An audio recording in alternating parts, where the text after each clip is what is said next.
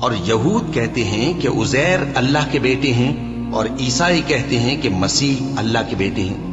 یہ ان کے منہ کی باتیں ہیں۔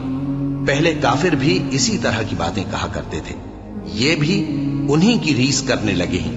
اللہ ان کو ہلاک کرے، یہ کہاں بہہ کے پھرتے ہیں؟ انہوں نے اپنے علماء اور مشائخ اور مسیح ابن مریم کو اللہ کے سوا معبود بنا لیا، حالانکہ ان کو یہ حکم دیا گیا تھا کہ معبود واحد کے سوا کسی کی عبادت نہ کرے، اس کے سوا کوئی معبود نہیں، اور وہ ان لوگوں کے شریک مقرر کرنے سے پاک ہے۔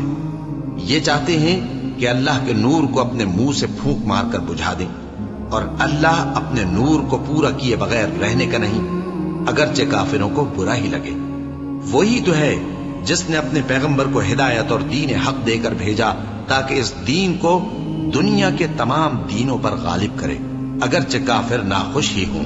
مومنوں، اہل کتاب کے بہت سے عالم اور مشائخ لوگوں کا مال ناحق کھاتے اور ان کو اللہ کی راہ سے روکتے ہیں، اور جو لوگ سونا اور چاندی جمع کرتے ہیں اور اس کو اللہ کے راستے میں خرچ نہیں کرتے، ان کو اس دن کے عذاب علیم کی خبر سنا دو، جس دن وہ مال دوزخ کی آگ میں خوب گرم کیا جائے گا، پھر اس سے ان بخیلوں کی پیشانیاں اور پہلو اور پیٹھیں داغی جائیں گی، اور کہا جائے گا کہ یہ وہی ہے جو تم نے اپنے لیے جمع کیا تھا، سو جو تم جمع کرتے تھے اب اس کا مزہ چکھو۔